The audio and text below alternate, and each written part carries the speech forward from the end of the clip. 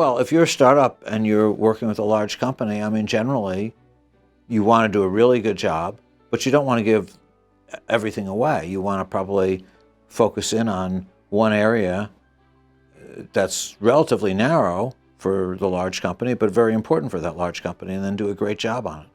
I mean, that then gives you the opportunity to develop other things yourself or with other companies.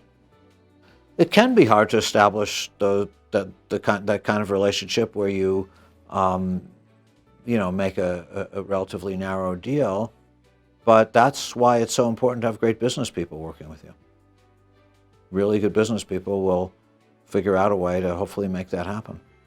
Well, I think if you're a young entrepreneur, all kinds of things should occur to you. I think you should think about building the company. You want to focus on that, but there's various fundraising events, and if you're doing a startup, you're almost always raising money, and so you're going to be thinking about venture capital. You do want to think about IPO when the time is right. So I think that you want to be thinking about all these things.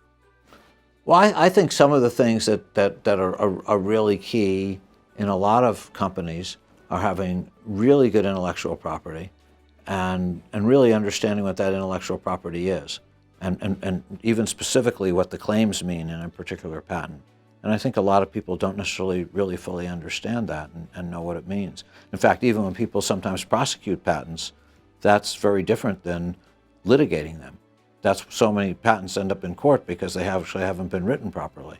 And I think really understanding the intellectual property in a deep way is sometimes underestimated.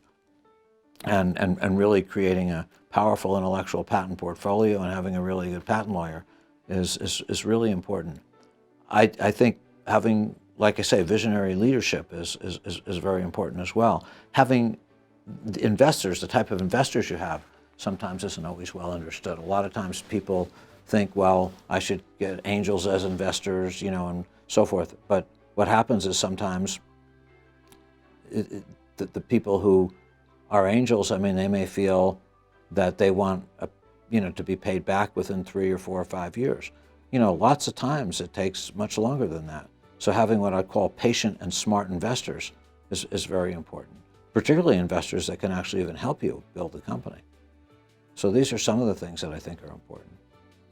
Well, I think if a large company wants to work with a small company, I mean, I think that's great, and I think that's very common. I think what's very important when I think about the large companies is 2 things. One, that there be really champions at the large company that are real advocates that the large company listens to. 2, some of the times what happens is they do have such a person, but then that person gets promoted or moved, and that makes it difficult.